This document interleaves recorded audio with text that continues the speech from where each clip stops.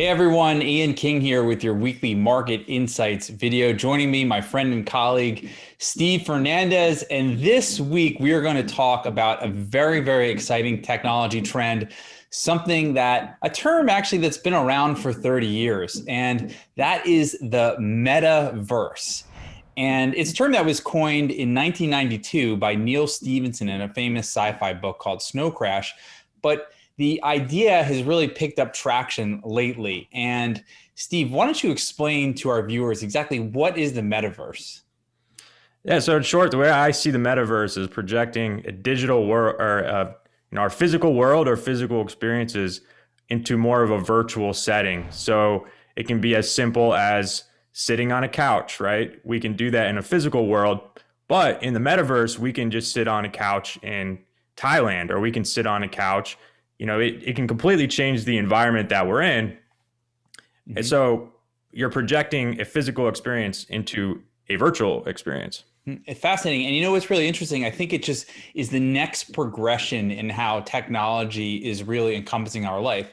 If you think back 20 years ago, you had the desktop and then your laptop, and then all of a sudden smartphones came around, and now you have your phone as sort of your digital life wherever you go. You've got this thing which is like a Swiss Army knife. Wherever I go, I can order an Uber, order food or delivery or Amazon. But the next stage really seems to be engaging more in this sort of virtual world. Is that what you think? I think so. And I see that big tech also thinks the same way. I mean, if you tuned into Facebook's recent earnings call and listened to Mark Zuckerberg, he mentioned the metaverse 20 times. So at Facebook, for example, they see a future where they can project advertisements virtually, with you wearing a 3D headset, a virtual headset. And, if you can think it, you can do it. And that's, if anything, that's what technology has showed us for, the last 20, 30 years, especially. Mm-hmm. So yeah, I could see this being something that's pretty popular in the next 10 years. Right. And let's talk about why this is becoming a reality. I mean, I think the first key component of this is the fact that chips are getting much faster every year. I mean, Moore's law, which says that the speed of a computer chip is going to double every 18 months, is not happening as fast as it was. But the chips from NVIDIA and AMD are still getting faster and faster, and also cheaper, which is why we can create these virtual worlds, in an Oculus or some other type of augmented reality glasses. Is that correct? Right. Yeah. I mean, the technology, well, I guess you could say what we do with the technology is a function of how effective that technology is. And in the past, it's really always been about how efficiently can we compute. So with better equipment and cheaper equipment, we can perform more with less, kind of like we alluded to on other videos. And, what it may have taken, years to do 20 years ago, it can now take a matter of a couple of minutes because we can compute so much faster.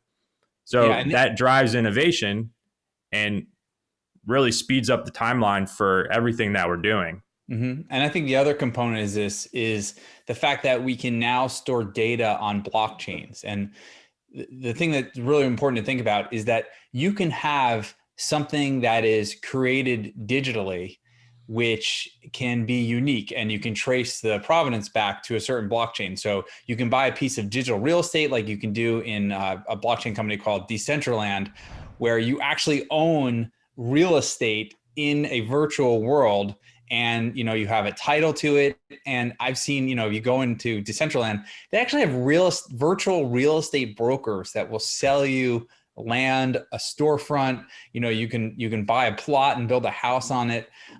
Steve, you're in the younger generation. I mean, do you see your peers and other people investing in these types of ideas in digital world?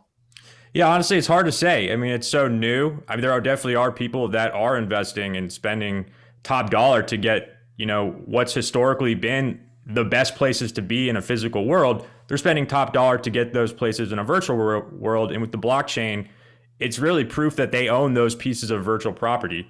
Hmm. So I think as technology improves and as these immersive experiences get better, which is inevitable, it adds weight to the owning digital real estate, because if you can really feel like you're at Niagara Falls, for example, that's probably a very valuable piece of real estate to own in a virtual world. You may even be able to charge rent on that experience, things of that nature. And like you said, the blockchain really legitimizes that process.